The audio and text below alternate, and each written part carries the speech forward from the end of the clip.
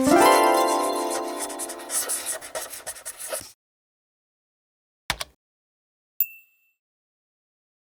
this video, I'm going to show you how to change the size and the color of your mouse's pointer and/or cursor in Windows. So it's really great if you're working on your computer and you share your screen for tutorials or any sort of demos.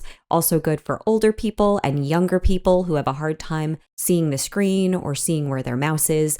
And it's just useful in general to know. So I'm going to walk you through it. Let's get started. If we go down to our search menu here, we're going to click in there and go to Settings.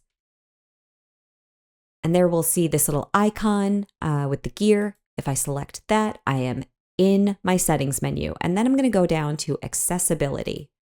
If I hit that, there's an option called Mouse Pointer and Touch. When I hit that, it will take me into my pointer options. And as you can see, there's the classic white option here.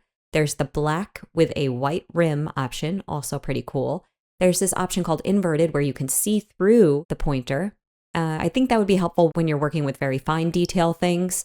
Otherwise, I don't see how this one's the best, but I also like this custom color option. As you can see, I've got a cool green going, but if you don't like green, you can hit any of the other colors or choose another color by just hitting this plus symbol, and you can use these sliders to land on one that you really like. So you can turn down the lightness here and make it a little darker, or you can keep it all the way fully saturated. And I like a saturated color. I think it stands out. And then hit done.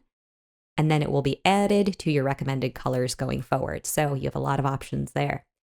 I also want to go over the size. This is probably the most important part of the video. If you go to the right-hand side, there's a slider.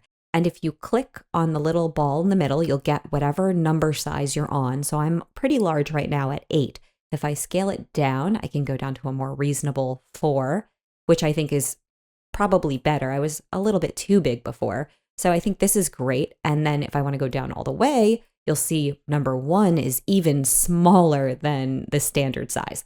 So if you want it standard, I would go with about 2, or 3 is even a little bit larger than standard.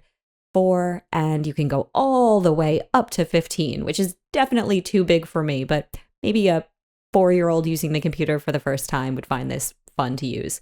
So let's take it down a bit, and that's good. So just another thing I want to go over, if you are an artist and you like to design your own icons, you can do that by just uploading them into whichever button you want. So if you want to do your own busy icon, you can browse your computer and pull in whatever image you have for that.